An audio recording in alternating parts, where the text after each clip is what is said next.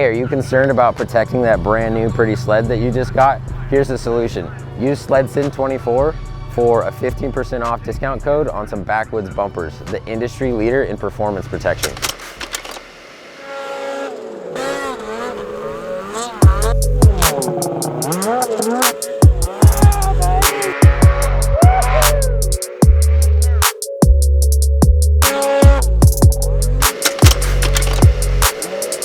Hey, what's up, guys? Welcome back to the next episode of the SledSend podcast. We're coming at you again with another mobile truck studio episode. We are currently headed home from spending the weekend in Albany Lodge. So this episode, we're gonna talk a little bit of recap of the weekend. So yeah, if you're not watching this on YouTube or watching it on Spotify, you're just listening. We've got the full team: Shay, Kobe, and Jeff, myself. So yeah, who wants to start off with? What up, brothers? Who wants to start off with, should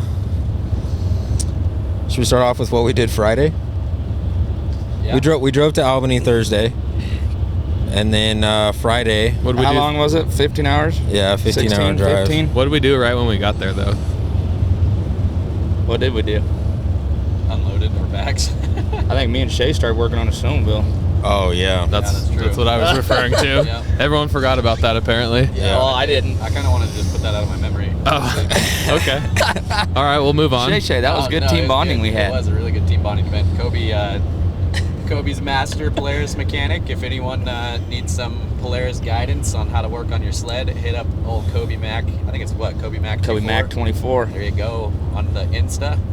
He is master mechanic. So got there, unloaded the old Polaris. Had to replace the throttle cable. There only a couple strands, I think, left.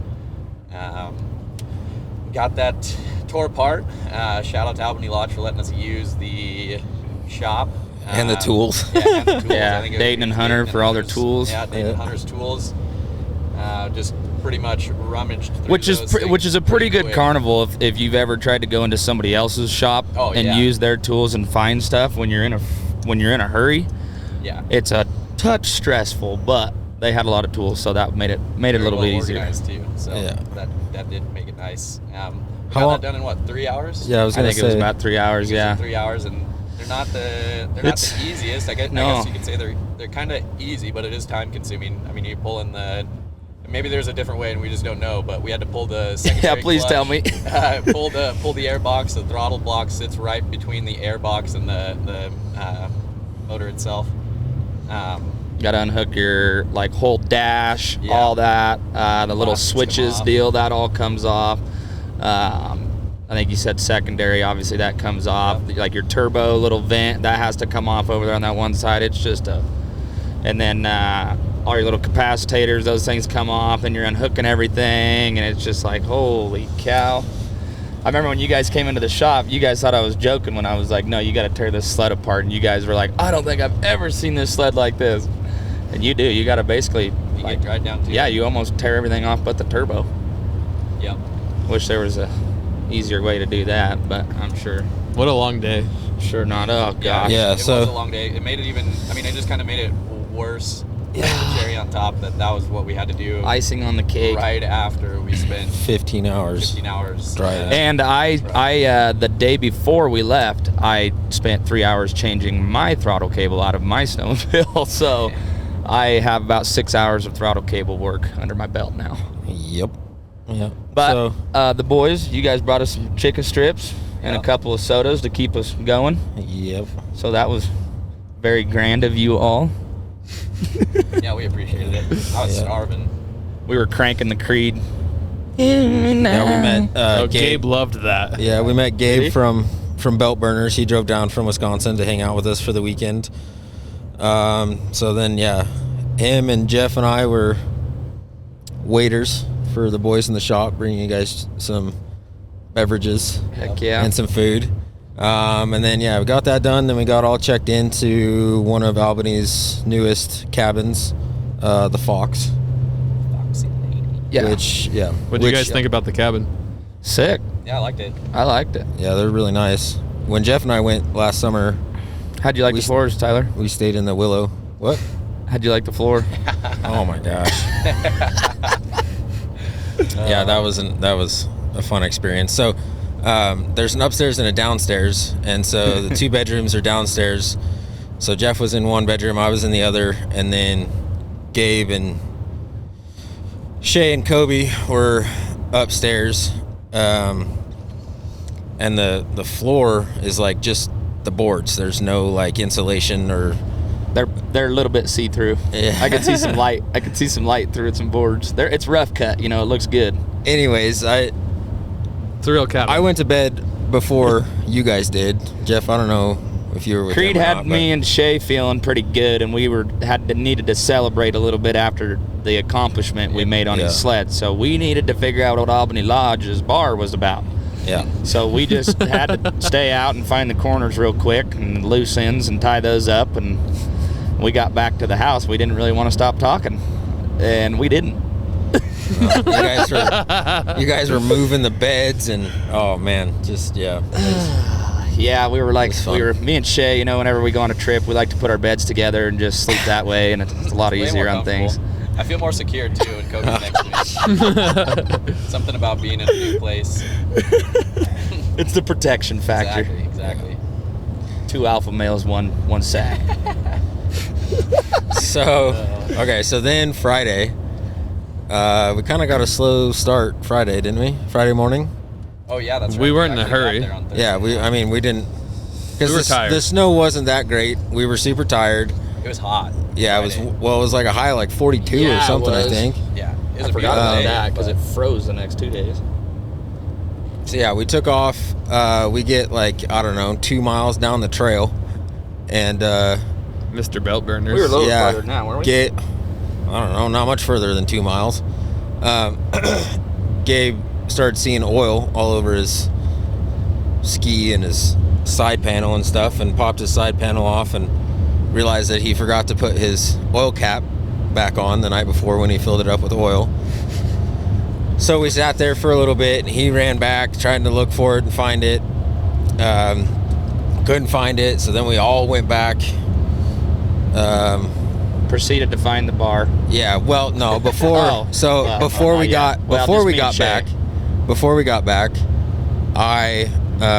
you and I climbed up something, but when I went, I hit a stump. Smoked it. Oh my! And I uncovered hold the on stuff for 8 seconds, just I'll for say that. Tyler to smoke Oh, this dude, thing. that thing bucked me right off my sled. I was totally fine, but so keep that in mind. I hit this stump, and we'll get back to this. I'll come back to that in a little bit. So yeah, after that, we went back to the lodge, had some lunch, and then came up with a solution for Gabe because he couldn't find the cap. And So there we was not put- another Ski-Doo on the mountain, No. literally. Yeah, there really wasn't. There was not. It was all Polaris. Yeah. So what'd you guys do? You took some garbage or not Yeah, garbage? I just took the old Sandwich bag? baggie with a zip tie and some rubber bands for safety, and you make your own homemade lid. That's Yeah. I was saying it, and it was funny because we walked into the bar, and there's this old timer sitting there, and he was over eavesdropping on the conversation, and he knew what was wrong, and so he just goes, "Hey, you guys need any Ziploc baggies?" And I'm like, "Yeah, actually we do." And so he just like walked right into the kitchen. I thought he was just like a dude eating breakfast in there, but I guess he was the head groomer, and he was like, "Yep, that's what I would do. I'd throw the baggie on there with rubber bands. It's all you can do." Because the Ski-Doos are inside threaded, so Yeah. like the oil cap itself or the oil Yeah. reservoir has inside threads instead of like Polaris has outside threads, so you Right. can kind of get a little grip on it. So I think it ended up lasting most of the weekend. He said he tipped it Yeah. over once and had quite a bit of oil spill, I think. But So anyways, we solved that, and then we went for a rip, and we went and played in some pretty fun stuff. I mean, we didn't go too far out. I don't know, maybe 15 miles because we Yeah. weren't quite out to that shelter. yep, I'd say 10 or 15. And we got to the last spot, and Kobe set his sights on a pretty good little jump. So we hit that a few times, and then old Jefe proceeded to hit it. Yeah, we got all the boys to hit it. I just That was fun. kept rebuilding the face, and you guys were bombing the landing out more and more and more. That landing was getting deep, dude. After a while, I was like, uh-oh, somebody might just go into that thing and endo over, and it's gonna hurt. That was kind of your first time. That was kind of your first time hitting a jump like that, wasn't it, Jeff? Yeah. I had 5 or 6 successful attempts. What about the 7th? And then the last The one Good. time that nobody had their phones out. And I Typical. tried to get Jeff to stop, but he was so amped up on jumping this thing, he wouldn't get off the throttle. Oh my goodness. Uh-oh. Who would have this thought? guy. Should we connect it to the How do we board? do it? Should. Yeah. Answer it real quick. Ooh, check out that semi. So for you guys that are wondering why we're all Smash. open, Chris Kaltenbacher, aka Smasher, has just I don't think we can hear him though because we don't have headphones in. Oh yeah, you're just gonna have to put the mic. he has just No, you- entered the Through. chat. Can you hear him? Say what's up. Smasher, can you hear us? No, he can't hear us. Why not? I don't know. Let's Turn just the Bluetooth up, the audio. Oh. Hear How about now? Can you hear him? Oh, he can hear him. Hear you. I can hear you. Oh, he can hear us. There Okay. it is. There it Here. is. Talk to. Oh fuck. No. You facilitate. Don't talk shit. Hey. You're live, buddy. Smasher, You're live. live on the podcast right now, dog. In the truck. In the Damn, truck. dude. Sorry, that was my mom. Mom, don't say that. Or that's not my mom. That was my dad. Almost Dad, like no, if you we can't did it cut. that, it would be better. Yeah. You're good, dog. We I was wondering why are. we didn't do it through the pickup. We're currently. Then everybody Well, could I don't know if it'll record to the board though. It Well, should you'll with hit the mic will one pick it buddy's up. mic. Hold on, Smasher. We're doing a mobile podcast in the truck, and we have you synced to the board. But Figure I'm out the only some one logistics. that has headphones on. Well, that's the so- problem. You should have synced to a Chevy. Hey, easy. That's what Iron Doggers drive. Turn it way up. All right, hold on. Can you hear us, Smasher? Yes, sir. Is that going to sync to the board though? Because it's not synced to that. Because the Bluetooth is connected to the truck. It should just come to the It mic. should come through our mics. Yeah, it's coming through our mics. Smasher, what's up? I know, but can they hear him? Is what I'm saying. Laying here recouping. Can you hear good, Jeff? Yeah, how you feeling, man? So All you right. got a little under the weather? Yeah, I caught a little bug and just sore and tired, and I'm sure the cold didn't help. Ugh. I bet not. But I'll live. Yeah. I'll live to see another Iron Dog. Heck yeah, dude. I don't know how much you. So we were talking to Justin, and we're trying to figure out like a schedule to maybe try to meet you in Utah and go ride for a day and do a podcast. I'm assuming you were just calling to check in. I don't know how much you want to talk about any of that right now with us. If you want to save it We for. probably don't. Yeah, we probably want to save it for the, Okay. the real deal. I mean, Okay. I've got lots, man. It was it's a hell of a race, I can tell you that, man. I so much respect for people that have done this over and over. I mean, it's just there's so much logistically that's involved, and just the wear and tear that it takes on your body, and what it takes to mentally overcome 2,500 miles on a sled. Right. That is freaking That's nuts. insane. Yeah. That dude. is nuts. Oh, like 1 minute you're just having a blast, like you're like, this is the coolest thing in the world, and then the next minute you're saying things to you in your helmet because you've been going for 2.5 hours at 13 miles an hour over 4-foot whoops, and your arms are dead and your feet are tingling and your thumb hurts, and you're like, what in God's name am I doing? Dude, what was give us a little bit of a teaser for the people listening, because obviously we'll deep dive into this in person on a future episode here soon, but what was take us through what was going through your head as you were crossing the finish line. I did it.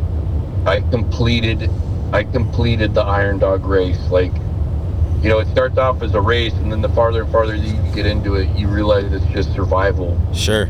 I mean, it really is about, you know, what you can endure. Like, you know, what you can put your body through, everything that you had to go through, the weather, the being scared out of your mind crossing, floating a river, you know, I mean, I did it. You know, it's been a dream for I don't know how long, and all the people that helped, that offered, and all the other racers that were supportive, and you know, there was no arrogant, nothing like that. I mean, all the racers were so supportive and cheering you on and congratulating you, and it's just because it just takes a certain type of human being to just go through that and want to and want to do that. So for me to finally cross that finish line was, you know, I completed another goal. You know, I did it, man. I did my dream. I did it. Yeah. That's awesome. Yeah, that's pretty cool, man. I'm super proud of you for accomplishing that. I mean, it's huge. You know, you and I had a couple conversations prior to the race starting and whatnot. Even at one point, I think that it was almost like maybe it wasn't going to happen for a little bit, and then things turned around for you, and then it did. And you know, I've had several conversations on, you know, more of like the emotional side of like what this really, you know, meant to you. To do this for yourself. So I'm really proud that you accomplished it, dude. I'm excited to really get into the details with you. I'm stoked. Oh, I'm so excited, man. I'm so excited. I hope you guys get a good crowd for this, and people can understand a little bit more. You know, it's funny how you know, I got the amount of support and the people that were, you know, just sending me messages. And as dumb as it sounds, it was really great. Some nights I'd lay there in the, you know, after 13 hours on a sled and you're so tired, I would hurt to hold my phone, but I'd read through some of the messages and respond. And it was really cool to see that people were cheering you on and that really cared, you know, that I was doing it. That was very supportive, and I loved it. Because there was times where, I mean, you're so dang tired, and then the next day you wake up and you just be ready to go. You're like, all right, you know, what's the adventure going to bring today? What's going to happen today? Sure. Yeah, that's. You'd start out one day, and it would be, you know, kind of cloudy and maybe snowing and cold. The next minute you'd be going through rays of sunshine with just the most epic conditions where you could hold the sled wide open, and you're doing 83 miles an hour just going across the tundra, and it's just you know, a foot and a half of snow, and you can just hold those sleds to the bar for as long as you want, dude, and they just go. Heck yeah. Yeah, that's crazy, dude. I have so much respect for you for going off and accomplishing something like that. We were actually talking about it a little bit this weekend. I don't know if, out of the four of us, I don't know, Kobe, would you do this? Oh yeah, I'd love to do it. I just don't know. I think it comes down to the thing, like you're saying, Smasher. You don't really. It starts off as a race, and then it turns into a survival endurance deal. And I guess I wouldn't know if I would have the endurance or grit until you're into it, doing it. I guess I don't know. I don't know how you came to. You know, how was that overcoming for you? Did you just know right off the bat you're like, I'm gonna tackle this no matter what, or? You know, you guys, it's one of those things. I don't know if this is gonna come off, but that race it's just so, once you start it, there's just so much logistically that goes into it, from signing up, from just deciding you're gonna do the race, and then you have to sign up for the race, and then the amount of money that it costs to enter the race, and then you have to get your sled, and then you have to tear your sled down to a certain point, and you have to do so much work to your sled. Like I said, I bet you, no BS, not exaggerating, I had 100 hours into that sled, and that's probably, you know, it's probably a lot less than what some of the top teams are doing. The things that these top teams are doing to their sleds are incredible. And then, you know, then your gear, and just logistically getting everything organized and making it to race tech, and making sure that you have, you know, the right equipment. And then once you get all of that done, and you're sitting on the starting line, you know, and you're like, okay, it's all coming together. Then once you're 600-700 miles into this race, you're going through some of these villages where there's, you know, 150 people or 200 people that live there.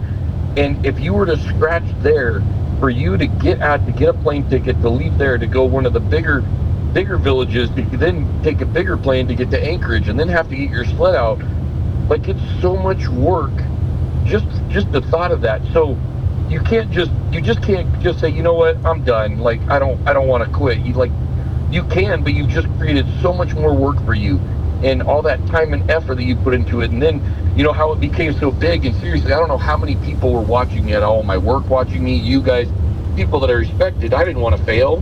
Right.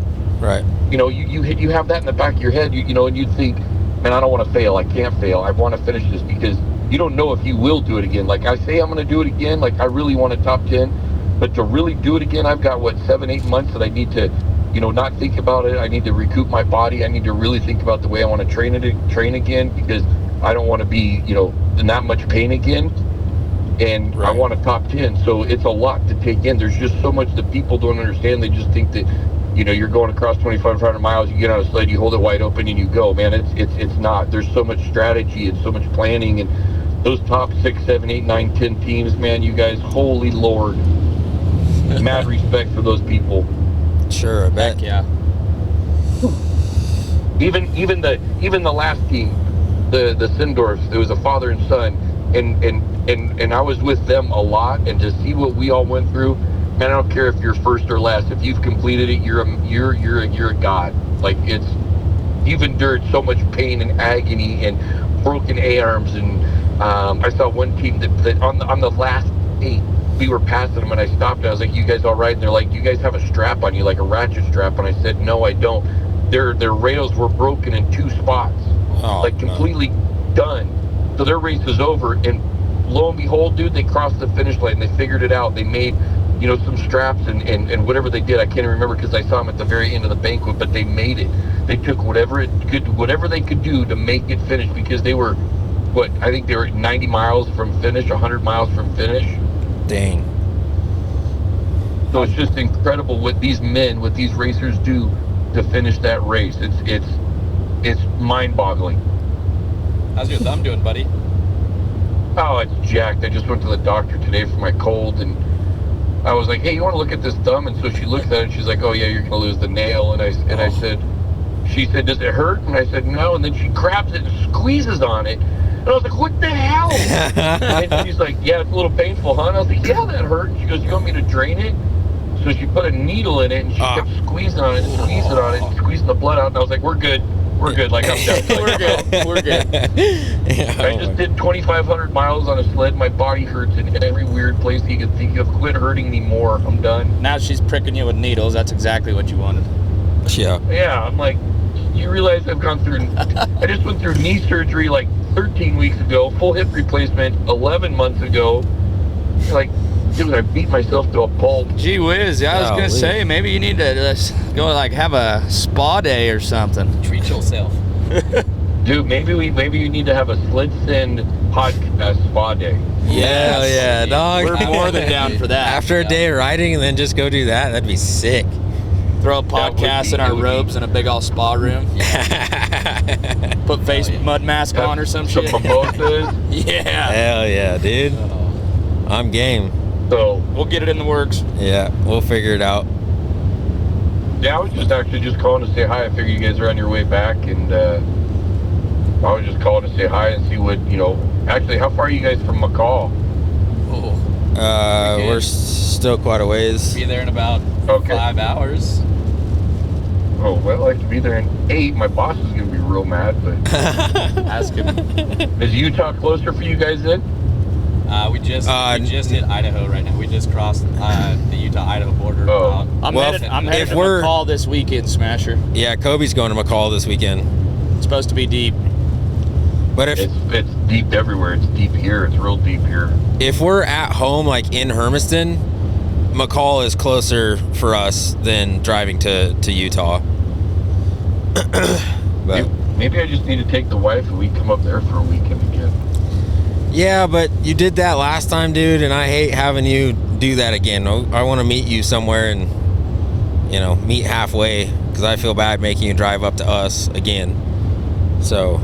Whatever. I mean, it's chill time for me. Anything that's not, like, it's hard for me to even want to get on a sled, hardly. I mean, sure. Sadly to say, I went riding Saturday with Ben, and I got stuck 3 flipping times. Oh no! I made it 2,500 miles. I'm 2-0, baby. I've never been stuck on the iron dock, not one time. Heck yeah! And I go riding with Ben and get stuck 3 times, and I was not happy about it. It's a different riding in your body, and yeah, for sure. Dude. But yeah, we need to figure it out, man. I definitely would love to sit down and give you guys the first first podcast of this thing. Yep. Yeah, no, we appreciate that. That's important to us too. So we'll talk amongst the team here and shoot you a message and try to figure out the logistics, and we'll make it happen. You got it. Even if it's just me, with everybody's work schedules and stuff. one way or another, we'll get it done. Okay. So Sounds like a plan. Did you guys have fun at the lodge? heck yeah, dude. We had a good time. Yeah. Friday we just hung out with the boys and went for a rip, hit some jumps and stuff, and then Saturday was that ladies ride. So there was 2 separate classes, so like a morning class and then an afternoon class, and then each class was split between beginner, intermediate, and advanced. And each one of those had a female guide that was leading, and then the SledSend boys, we just split up in whatever classes and just were tail guides and just helping out where we could. But it was cool. Yeah, it was a really cool experience. There was quite a few girls that were there that was their first time on a sled, and one of them was in the group that Kobe and I were in, and it was her first time, and she was just absolutely loving it. By the end of the day, she was drag racing her other girlfriend. She was just like, oh my gosh, I need one of these, and so she was just all smiles all day, and so it was really cool to see that. And it was good weather and stuff. The snow was pretty decent for, what we were all trying to do for the day. So yeah, it was a really cool experience to get to be a part of that. And they're suckered another human being into the expensive world of snowmobiling. Yep. I think there's actually a few of them. Hopefully multiple. Yeah, I think there was a few of them. So yeah, it was a really cool experience. And then Saturday night it just started dumping snow, and then it snowed on us all day Sunday, and we did a boys ride, and Justin Bagnell and Cooper. I can't remember Cooper's last name. Nelson. Yep. They came up on Saturday and then rode with us on Sunday. So it was cool to get to ride with them. And then a couple of boys from the lodge, and we went and Snow was killer. Yes. Yeah, there was foot and a half of fresh up on top where we were, and yeah, it was pretty freaking cold. Not Iron Dog cold, but it was ripping for sure. So yeah, we had a good time. So it's a long drive though. It's 15 hours, so we're all pretty freaking smoked. Oh, we're rolling off of at least you can do 15 hours at 75, 80 miles an hour, not at what did we do? We did 8 hours at like 13 miles an hour. Oh my gosh, dude! Screw that. No way. The agony. Huh. Yeah. I think even at one point that day, I've never ridden in weather that was that bad, where you can see literally 10 feet in front of you. And Stephen Darcy had written me a message saying, dude, you're going 22 miles an hour. My son goes faster than you. And I texted him back when I finally got service. I was like, you don't even know, man. Darcy doesn't even know. I need to get Darcy as my Iron Dog partner, I think. Yeah. There you go. Well, good stuff, dude. Guys. Well, we're going through a canyon here. But I appreciate you. I appreciate you calling to check in. We'll talk to you soon, dude. Hello? Looks like we lost him. Looks like we lost him. All right. Bye, Smasher. Hey, what's up, guys? I want to take a quick second to introduce another one of this year's sponsors. We have RSI. So the handlebar setup on your sled is arguably probably one of the most important components on your whole setup. So definitely check out their site. They've got a ton of different products, and use SledSend 24 at checkout for a discount. That's okay, because we don't want to keep talking about the Iron Dog. Yeah. He wants to get into it though. Yeah, he's chomping at the bit. So, okay, so I kind of obviously already touched on what we did for the weekend, but let's there's more details though. Yeah. Let's kind of where were we? We left off with me wrecking on the jump. Yeah, we were still on Friday. We haven't made it to our weekend yet. Yeah, so we ripped the jump for a little bit, and you crashed on your last. I forgot to brake tap on the last one. Yeah. Ate shit. Spilt off the sled. It was fun. So then after the jumping, then we kind of decided to go back. So we hit the trail, and we're ripping back, and all of a sudden my track, I just have like serious vibration and like clunking, and so I stop, and I get off my sled, and I'm looking around, and at first I thought, like, I don't know, maybe it was the Hyfax thing or something, and I was like, what? And I all of a sudden I noticed that my front center track shock was snapped in half, essentially. But it was really weird. So the shaft, like the threads, came out of the housing on the bottom part. Yeah, it didn't snap. It just kind of came unthreaded. It backed out for some reason. Yeah, which the threads were totally fine. Like the threads weren't stripped or anything, so we weren't really sure. I don't know how it does that. I thought that it was from the stump, but come to find out later when we were talking to Justin that that's not what it was. They had never seen that before. And Justin's been a part of Z-Bros for a really long time. So he sent some pictures off to Nate, and they're assessing it, and we'll get it taken care of and fixed. But it was, it was pretty interesting. So it was completely off, and so I just had to take some parachute cord and hold it up so that I could ride the rest of the way out. And then we got back to the lodge, and thankfully, shout out to Dayton, we stole one of the stock Chaos front track shocks off of one of his sleds that was in the shop. So then we were back in the shop working on sleds again for the second night in a row, but we got that one back on, and then rode the next day, and it was all good. But that would have been my third night in a row. Yeah, my third night in a row. Yeah. How many hours do you guys think we slept collectively this weekend? 6. Oh, yeah. 6 to 8 probably total. I'm solid. Yeah, like solid actual 6 or 8. sleep time. Well, we're coming off right now. Last night we got 2.5. I bet I'm 2.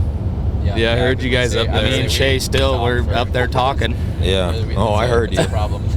I don't know why when you guys were moving around up there. I heard you guys. I heard you guys bonding a little bit. I couldn't make out what you were saying, but I could tell that you guys were bonding there off was of. a couple SledSend handshakes in there. Yeah. Oh, dude, the special SledSend. Oh, give it to the camera. Yeah, baby. Let's go. That's how you do it. Fresh. Jeff, how did you even come up with that? Like, what was going through your head to think like, oh, this is what we should do. This is a good idea. He just walks up to me and says it. I don't know where it came from. He's like, dude, let's try it. And I'm like, what? And he's like, yeah, dude, it's sick. And we did it.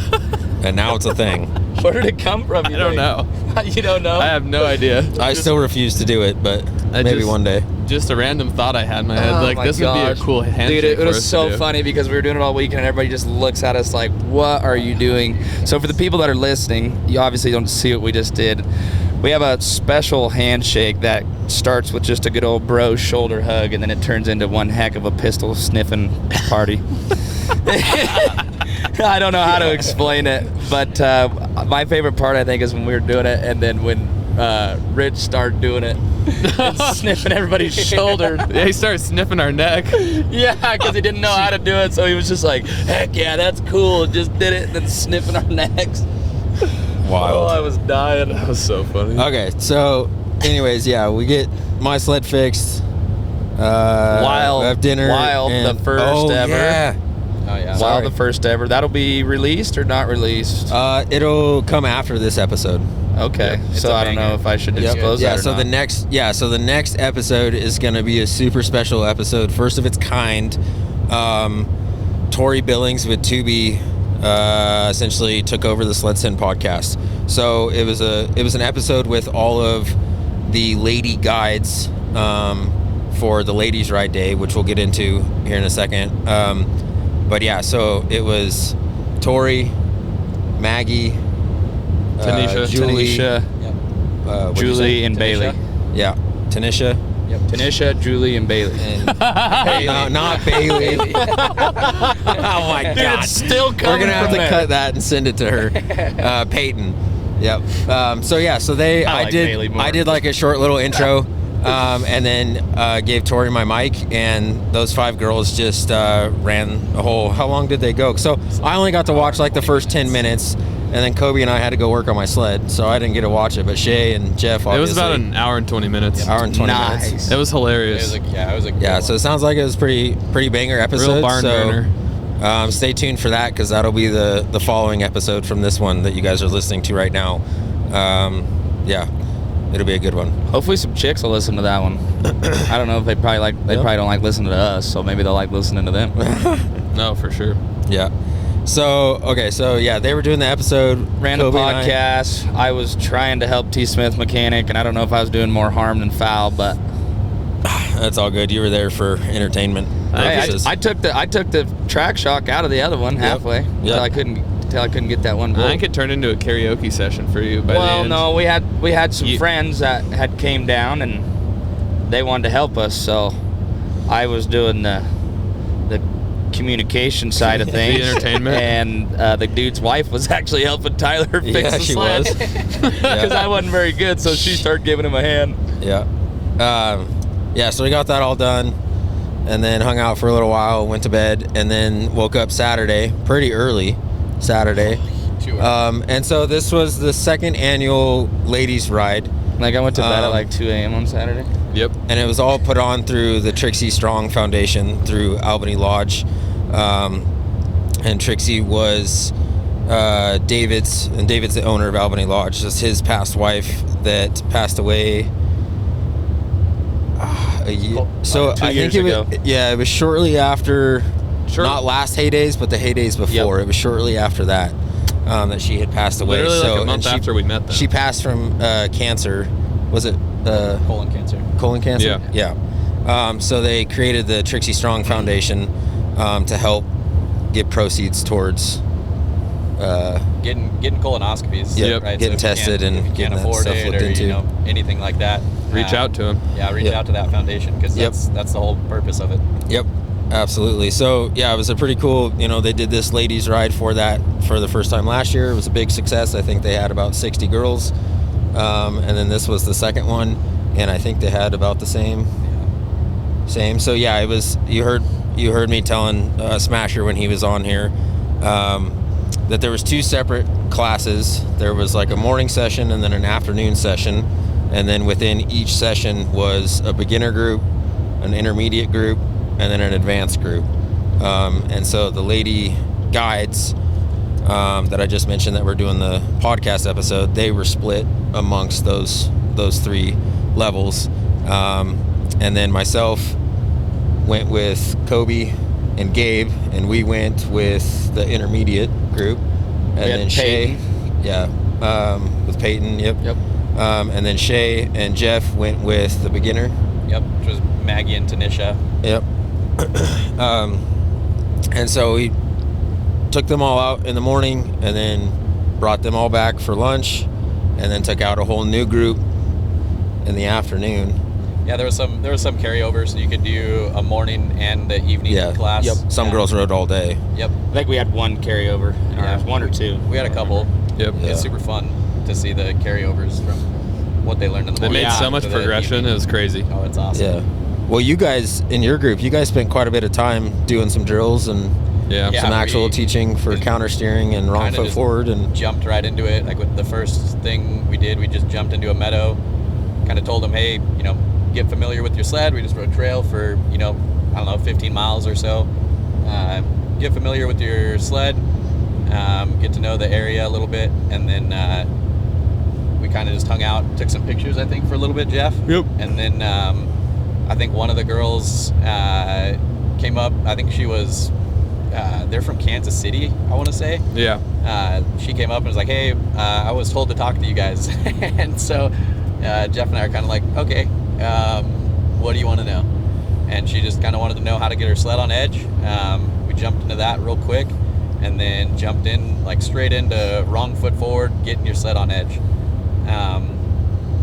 And then next thing you know, everyone's huddled around, and both Maggie, Tanisha, myself, and Jeff were teaching the whole class, and it was so fun. It was awesome. You just see everyone. I mean, there was a lot of tip overs, but that's part of the game, right? Yeah.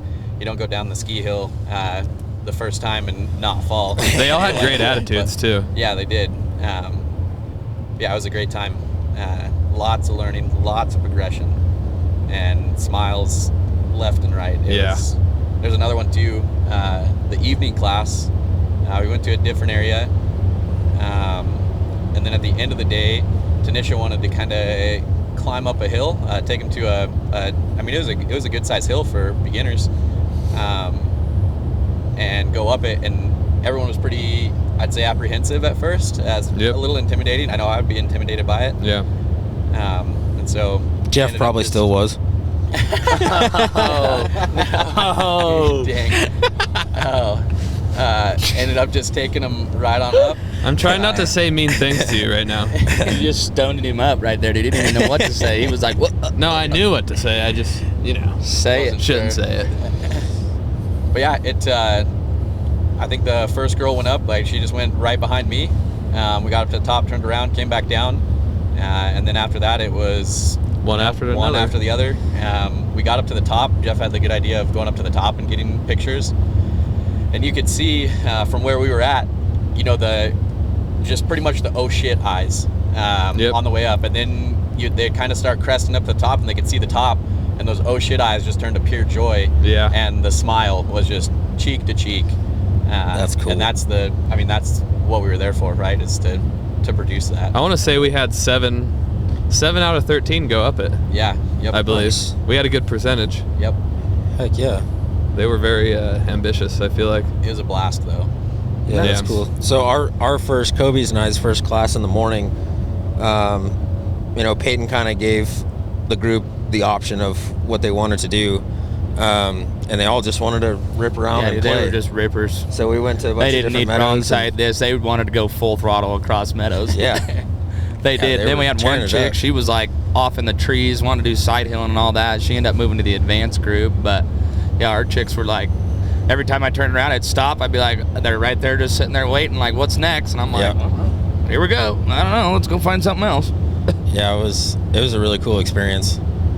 And then- Rewarding. yeah, for sure. Well, yeah, it was like, that one girl that had never been on a sled before, and then to see her at the end of the session, was cool stuff. like she was drag racing her friend that she was with. She was drag racing me. And there was I think like almost every time when, we would all stop and kind of just huddle together in the meadow or whatever, she was just like off, still going, ripping all over the place. They'd like she was pull up never and be taking like, breaks. hey, can we still go out and play? And I'm like, yeah, don't stop. And just boom, gone again. Was that the same lady that every time Peyton asked, what do you guys want to do? No, different one. Oh. That girl just had a great attitude for it. She had every time, what do you guys want to do? I don't give a shit.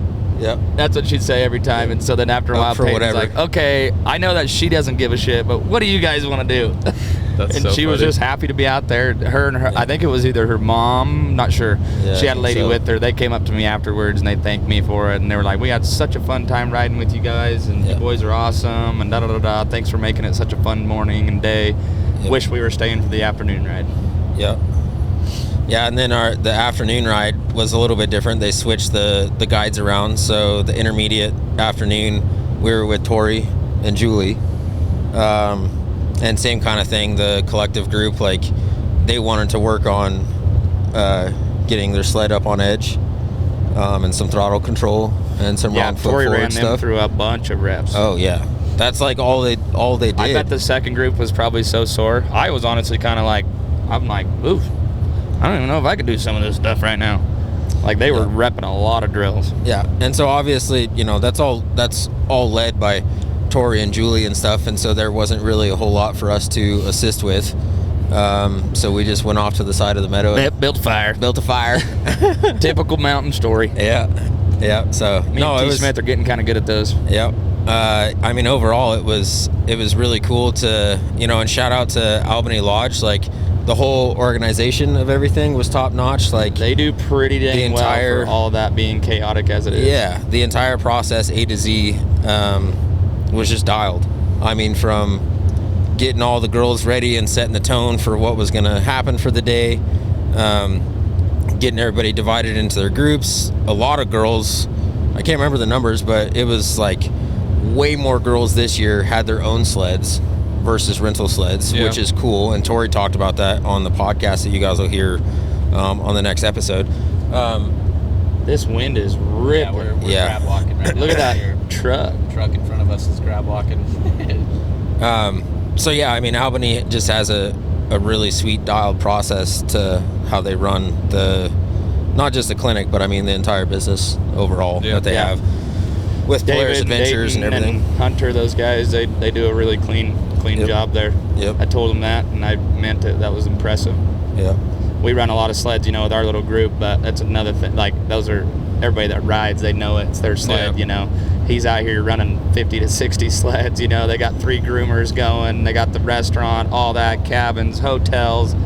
That was Holy cow. Shout out to the groomers. That trail Dude. was just One of the best nice. trails we've ever ridden. Yeah, it was so. It was honestly simple actually getting fun to ride on. in and out, I yeah. felt like because you could haul ass. That's a good point. I know in previous podcasts we've talked sometimes about like, how is trail riding fun? Like, and that maybe that's just because we grew up on mountain sleds or on mountain sleds. But yeah, smashing down that trail, I could see how fun that can be, especially if you're on a trail sled that is really getting after it and can really soak up those corners. Oh yeah, you would have a blast, I think. It's like a freeway. Now you guys know what I was talking about earlier in the year when I was like worried about getting the 325 and not being able to race on the trail. Yeah, your sled. And I remember you guys were all like, "Oh, racing on the trail's not that much fun. You'll never do that." And it's like, it was is though. fun. It is. It was so fun. And we always have to trail ride in and out. It seems like wherever we go. So Yeah. It's You might as well typical make the to race best of it. down, I feel like, but this, Yeah. I feel like this one was definitely a lot different. Like, we definitely lined up where we're 3 wide multiple times. Oh, yeah. Down. yeah, it's like McCall. I was telling the groomers last night in McCall they use or MT 855 Challengers to groom out there instead of like Tuckers or Piston Bullies. And I'm like, an ag tractor? Holy cow! You're a long ways from home. Yeah. But those trails were nice. So yeah, the ladies' ride was a big success. After we got finished up, we had a kind of a team dinner with the guides and us and the Albany boys.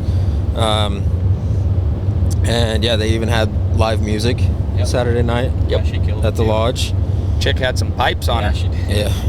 I think actually all of the guides, so all the girl guides went home that night. And yep. they had a hell of a drive home. Yeah, because it started dumping snow that night. It looked horrible. Literally just wide out. Yeah. Yeah. The I mean, yeah, the post-sun mountain got a just foot and a half of snow overnight, so I can imagine trying to snowing drive and through that. blowing. Yeah. Man, No fun. wild. They had to cross a pass too. So Yuck. Yeah, so Shout out to them for making the drive. yep. And then Sunday was the boys' ride. So it was us, the SledSend team, and then Gabe was with us, and then Hunter and Dayton and Rich. And then we were also joined by Cooper and Justin as well. So it was cool to get to ride with, Jeff Whole and I have variety known, of different Jeff and folks. Jeff and I have known Dayton and Hunter for a couple of years. a couple now. years now, and it was cool to finally get out on the snow with them. Yeah. And then Justin Bagnall, he's been a huge advocate for the podcast, and he was on an episode at Heydays and stuff. So it was really cool to be able to get on the snow with him as well. He drove up from Utah.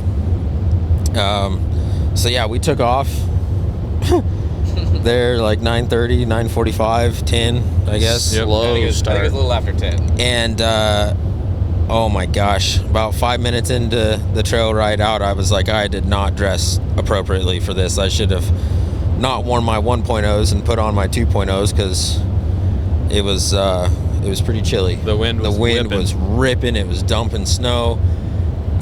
First time I've ever stopped at a warming shelter on the way out. Yeah. Yeah, so it was probably 19, 20 miles back into French where we dropped down in. Yeah. Hey, what's up, guys? It's Tyler with SledSend. Wanted to take a second of your guys' time and ask for your guys' support for what we're doing with the brand of SledSend. So if you guys are enjoying, the podcast episodes with all the different guests, the tour videos and such, check out SledSend.com. We have a variety of different merch. Every order comes with air fresheners and stickers. And like I said, we appreciate your guys' support. We need it to continue to do this. And without further ado, let's get into the video.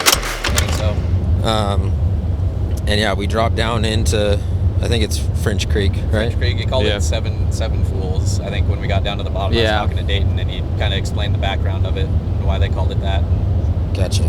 Super, super fun area. Oh man, yeah. So we played right there for All day. several hours, Yep. having all kinds of fun. Jeff, you got to jump on the boost for a little bit. Yeah, that was fun. Good times. Not much of a thumb guy anymore. No. Obviously. We had to search around for ski-doos again. Yeah. Polaris or ski-doos, listen to this, Dude, or they the ever do. 7S Can you guys seriously just put some maps together? Please. It's ridiculous. It is. Dude, yeah. It's so unsafe, dude. We looked for Gabe for what, an hour over? Yeah. Like, if he'd have been pinned under his sled, he's dead. Yeah. I think we should do We had radio contact with him, and we knew he was okay. We just couldn't find where he was. But, dude, I mean, shout out to Polaris and the 7S. Like, when you have a group of 10 guys, That's so cool, you know, right? and it's so nice. You know, that's some of the best snow. I mean, maybe not Kobe, but that's some of the best snow that most of us have ridden all season. And so all of us were just like, just going off all over the place, right? And so, like, I was so glued to that 7S. I could see where Kobe Mac was. I could see where Hefe was. I could see where Virgin was. We can get into the backstory on that here in a second. That's a good one. Sugar. But yeah, the 7S is just so key, and we had. What's so funny just seeing Virgin out like somewhere. Yeah, there was coming towards you. There was 8 of us that had 7S and 2 skidoos. And so we spent a majority of the day looking for those skidoos too. Yeah, there was several times where we were trying to coordinate, you know, trying to figure them out. And then, towards the end of it, we built a huge fire tucked back in the trees because it was just ripping wind. And like blizzard, like 360 wind type of blizzard. Yeah. And so we built... We nestled right in there too. Yeah, we did. A banger. That was cozy. A banger of a fire. And I saw the last, like, split second of it, but... I don't know if all 3 of you saw it or whatever, but speak on the lumberjack on Cooper. Oh, that was sick. What he did? He's sitting there cutting these trees down. I mean, this guy's an animal. He's like 6'4" or 5 or something. He's a big old guy. And I was like, hey, we're starting a fire, and he's all about it, man. This guy's got jet boils. He's got top of ramen on the mountain, saws, ropes, you name it. So we all start sawing away. Well, me and Gabe were over here getting like limbs, you know, and stuff like that, and limbs, and trying to do it. And I'm starting the fire, so I'm feeding the flame. And old lumberjack over here is sawing down a like 30-foot tree. It's dead, but it's like a 30-foot tall tree. Like, this ain't no little 10-footer. And so he's sawing down at the bottom, gets a good back cut on it, and there's 2 sleds, Gabe's sled and Jeff's sled. I thought sitting to the back towards the group, and he's trying, like, he's pushing it away. Well, he's getting screwed by another tree that's got all the branches, right? So he's just trying to get it around this one branch. He's pushing, you know, it's cracking, it's almost going. And then snap, the whole tree falls, and it's going timber right on top of that skidoo. And Jeff's sled is probably going to get protected because it was going to hit the skidoo. He somehow grabs this 30-foot tree by the base. He manhandled this thing. And literally moves this tree like a masticator, because then he went from the logger to the masticator. and he just grabs this thing and like puts it exactly where he'd want to, just like a logging skidder would do, and then drug it right. I mean, it was such a close call. His face when he turned around, he was almost so scared, and he even said, he's like, I was so scared for whoever sled that was. He goes, I was going to do everything in my power not to let it hit that. So that was impressive getting to see that. I was impressed. Yeah, that was good. Then you almost lit me on fire. And you then almost lit yourself on fire. At the end of the fire, we had 2 options. It was time to roll out. We had 2 options. Sheesh. To go up through, I don't know if you classify it as Narville, but up through the really steep just to climb up and out. Yeah, climb up and out, back up onto the trail. Not quite just up and out. It's more like a 30 times zigzag up and out. But yeah. Or the second option was to drop back down and go up the way we originally came down, which was much more easier.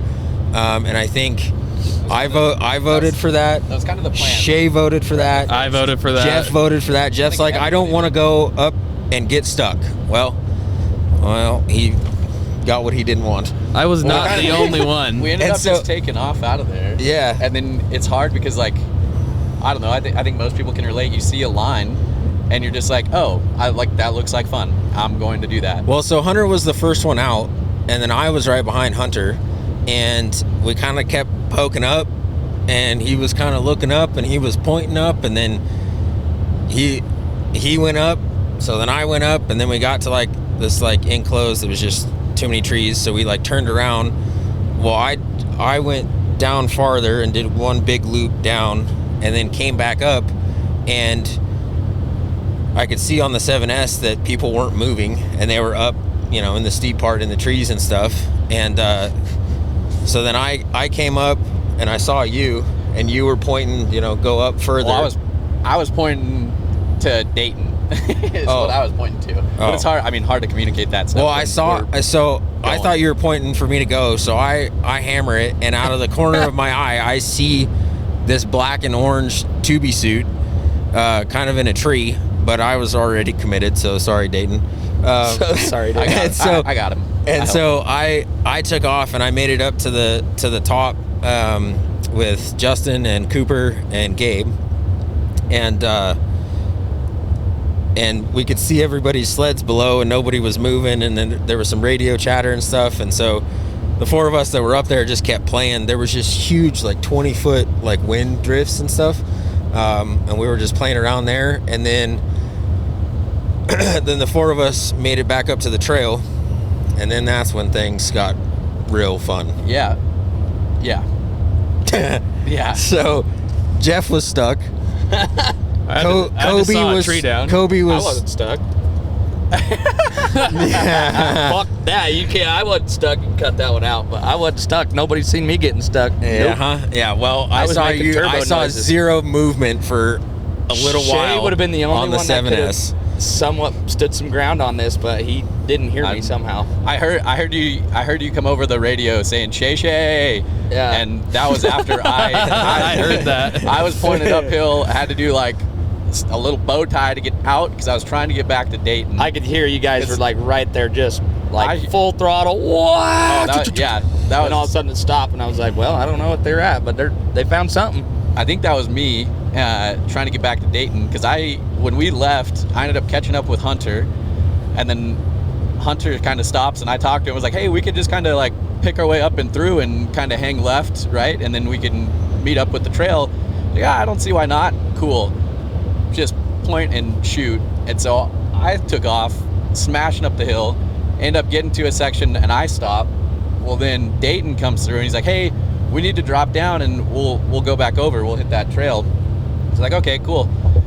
So Dayton and I start dropping back down. I'm following him, and he kind of gets a little helter-skelter and gives her the beans. Well, I'm still trying to like side hill across. So there's like this massive roost coming across my vision, and I just went through it blindly, and then my goggles were like caked with snow. I don't know if anyone's ever been roosted before, but caked with snow, so I couldn't see anything. So I stopped. Well, then I see Dayton stuck, so I go to flip back around. Well, that's about the time you came up, and I was pointing to you, like towards Dayton. Yeah, right then is where I could see and hear all of this going on. That's when you I was checking my track. I was trying to turn back around. And I thought you were just giving me like the props that I turned that thing around and got to Dayton. That's what I was doing too. Yeah. Well, I seen you though. You were trying to tighten your track with your bumper. So then we were. So then I make it clear to the top because that's what I seen T. Smith. I seen all your guys' 7S displays. So then finally, after I was done tightening my track, I make it up to the top. Then I see T. Smith and all these guys are like looping around me, headed back down. So I finally get up the back. Now I'm like, what? Where'd everybody go? And he's like, oh, they're all headed back down. And I'm like, well, I don't know what we're doing in this sideways blizzard up here. Why don't we go down too? Yeah, so you and Justin and Cooper went back down to help people get unstuck. Nah, I don't know where Cooper was. Cooper was. Yeah, he was Cooper with you. Was. Yeah. Well, yeah, he was. So Cooper and Gabe and I went back down the trail to where we originally dropped down in. Yeah, at the very beginning. Bagnell And then went down Cooper you. circled back around and came. Rich. Cooper eventually went back with you guys. No. Well, he left us. Cooper wasn't with us. He ended up. I think he went to go see you guys, and I think I don't know if he did get. He never found us. Jeff was in like he the got a thick little of it. sideways. Well, I don't know as where well. he went, but he came out with you. Yeah, so he didn't come. Him and Hunter ended up coming down at the same time. So They probably went around Hunter together. got out. Well, Hunter was helping everyone get unstuck, I think, right, Yep. Jeff? Yeah, And then he helped me Hunter saw a dropped tree down. I think Hunter went and helped Cooper get out. I think Cooper got a little sideways too. They came down. Dayton and I had dropped all the way back down to the bottom at this point. we were at a 2 for the day. We were ready to be done. Yeah. And so we stayed at the bottom, waited for everyone else that was coming down to come down. And so who was it? It was Kobe and Justin. Me and Justin dropped down Jeff off, and then we found Rich. Jeff, and then we found Rich, and then we found Jeff again, and then we found Justin, and then we found Rich, and then we found, everybody was just getting stuck after that. You know what pisses me off? Then we were in such a steep, like, hillside where we were all, like, determined, like, hey, if we could just get right up here, like, it opens up. Well, me and Bagnell were just ripping on the turbos up through there, and these guys were trying to follow our lines with 9Rs, and Bagnell has a pretty good what about those turbo trenches, Jeff? They suck you in. That's for damn sure. They do. What pisses me off is I was literally like 10 or 15 yards from the opening of like being at the top where I got stuck, and I got all sideways and finally, shit. once you made it, then you were like, oh shit, there it is. Yeah, I was literally there. Yeah, like remember when we went, I'm like, dude, just go right through there, and you went like an easy side hill, and then remember it opened all up after that? But then Bagnell was in another tree, so. He found a stump. So eventually. he about impaled himself on that stump. Oh, yeah. That was kind of sketchy. You guys didn't see that, but that stump was like a He told us about it. Yeah, he had to like I know push he his told you, sled but I'm off. saying it was like a sheared off jag. I was right there helping him, and he was like, looked at me like kind of with like a whole crap face, and I'm like, dude, that could have been bad. He's laying like, he's standing like clear down beneath his sled, you know, right where this thing is just shooting up where your body should be, like, and it's like 2 feet above his sled. I was like, that could have been bad. It was sharp too. That one's gonna hurt. I saw that one coming. So eventually we all got out of that, regrouped, made our way down to the warming shelter for a little bit. That was a cold ride. Yep, and then made our way all the way back out.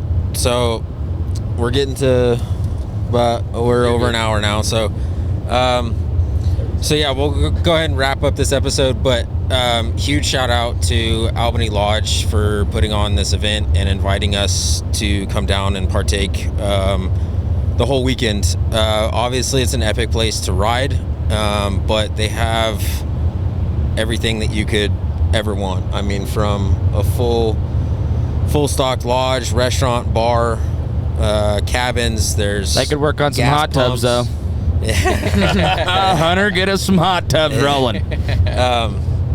So, I mean, if you guys are interested in going and staying there or looking it up, we'll put their website in the description. Highly suggest that you Feel guys free look to into contact any of us if you have any questions on it as well. Yep, absolutely. Again, big shout out to them. They have an awesome business and system set up there. So, and some studs that work there. Heck yeah. So, well, cool. Was there any comments or anything, you guys? Shout out to, so we had Maggie and Tanisha. They killed it on teaching these girls. They did, awesome. Learned a lot from them, myself, and how to effectively communicate. Teaching how to ride, because it's definitely not something I think about every day. So sure, great it's a hard experience bridge to get. and they are great riders. Yep. Yeah, shout out to all the ladies. Yeah, they made it super fun. Help guide the They're all clinics. rippers too. Absolutely. Well, cool. Jeff, you have any parting words? Let's get home. Yeah, Let's get home. We still have 6 hours left in the truck. So, but yeah, we appreciate you guys tuning in for this episode, and we've got some good ones in store coming up. So we will catch you guys on the next one. What's the question? That's a good point. We got to figure out something. Or they should ask us. What is a the question. farthest you've traveled to ride? I did that on the last podcast. You did? That was another. that was my That's probably question. another shout out. Shout out to the Tubi gals that flew out from Sweden. That was to be cool. a part of this. They flew out from Sweden, arrived the night before, stayed for the morning class, and then they bounced because they had how do you pronounce it? They were going to a skijoring. I don't know if that's how you pronounce it. A what? It's where you're getting pulled by a horse on skis. I can't even hear what you said. You're getting pulled by a horse. On What do you skis. call it? Skijoring. Yeah, ski joring. Yep. Skijoring. Yeah. They were headed to that. But shout out to them for making that trip. That's definitely the longest travel I've ever heard of. Yeah. Sweden to Albany Oh Lodge. yeah. That's a mission. I don't know if you can really. I don't know get if too I much have a farther, question. but Yeah, I don't know. I want to base a question around the women somehow if I can, but Without stealing what they asked too. what did they ask? Because we weren't there. We'll hold off on that one. I don't want to say it on this one because it airs before. Yep. I mean, maybe something along the lines to the guys getting their girls to get out and go ride. Like, what's holding you back from? This would be my question. Do you take your girlfriend or wife snowmobiling with you? Yeah. Why or why not? Yeah. Good question. Right There's there. our question. Perfect. There's some people that like to, some people that don't. Cool. Let us know your answers below in the comments. And yeah, that's a wrap. We'll catch you guys on the next one. Peace. See ya. Bye-bye.